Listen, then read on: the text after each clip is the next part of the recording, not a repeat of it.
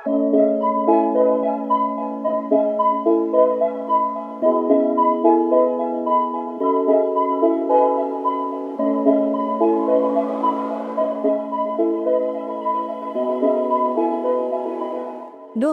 gimana ya cara buat karya ilmiah ini? Ternyata susah juga ya.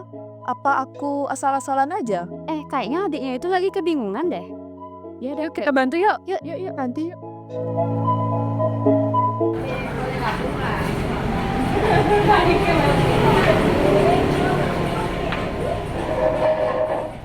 Kamu lagi buat tugas apa?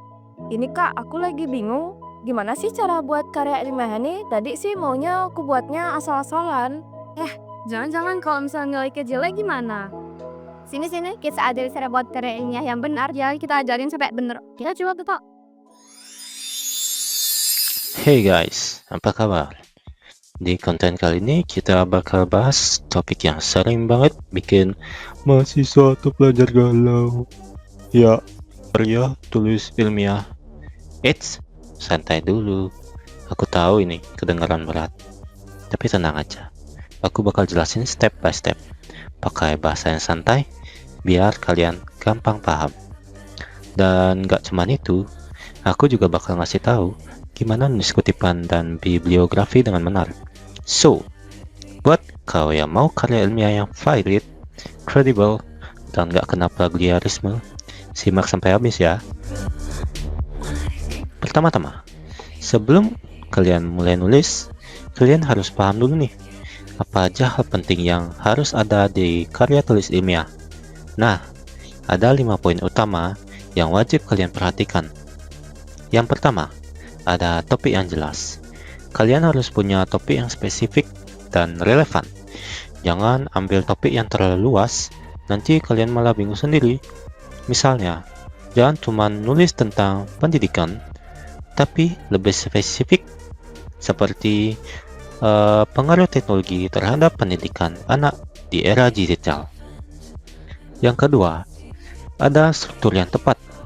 Biasanya struktur karya ilmiah itu ada pendahuluan, jelasin latar belakang masalah, rumusan masalah, dan tujuan penelitian kalian.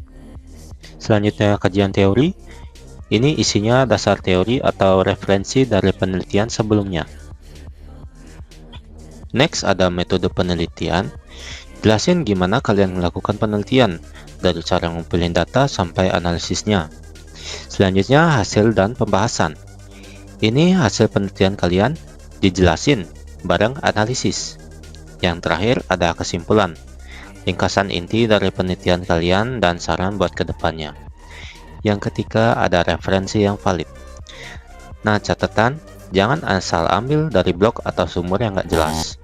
Cari buku, jurnal, atau artikel akademik. Yang keempat ada bahasa formal. Karya tulis ilmiah itu beda sama tulisan di sosial media. Hindari kata-kata gaul atau singkatan yang nggak formal. Yang kelima ada kutipan dan bibliografi yang tepat.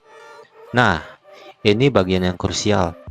Kalian harus paham gimana cara nyusun kutipan sama daftar pustaka supaya nggak kena plagiasi. Aku bakal bahas detail di bagian selanjutnya. Oke, sekarang kita masuk ke cara nulis kutipan. Kutipan itu penting banget buat ngasih tahu kalau ide yang kalian tulis itu ada dasarnya, bukan asal-asalan. Ada 2 jenis kutipan yang harus kalian tahu. Yang pertama ada kutipan langsung. Ini kalian ngambil kata-kata persis dari sumber. Kalau kutipan kalian kurang dari 40 kata, tulis di paragraf dengan tanda kutip. Yaitu contohnya bisa kalian lihat. Kalau lebih dari 40 kata, kalian bikin paragraf terpisah. Formatnya di rata kiri tanpa tanda kutip. Yang kedua ada kutipan tidak langsung. Nah, di sini kalian nggak pakai kata-kata persis, tapi kalian paraphrase atau bisa dibilang ubah jadi kata-kata kalian sendiri. Nah, contohnya bisa kalian lihat. Nah, tips nih, jangan cuman copy paste terus ubah kata-katanya sedikit, tapi pahami dulu maksud dari sumbernya. Baru kalian tulis ulang pakai bahasa kalian sendiri. Dan pastikan tetap nyantumin sumbernya ya. Sekarang kita bahas bagian yang sering bikin bingung, bibliografi atau daftar pustaka. Ini tuh daftar sumber yang kalian pakai buat nulis karya ilmiah kalian. Formatnya tergantung gaya penulisan yang dipakai. Di Indonesia, biasanya kita pakai APA style. Nah, kita buat contoh formatnya yaitu buku, bisa kalian baca, jurnal, dan website.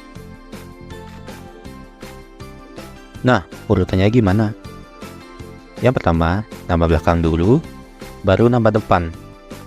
Judul buku atau jurnal biasanya italik, dan semua urutannya harus sesuai abjad berdasarkan nama penulis.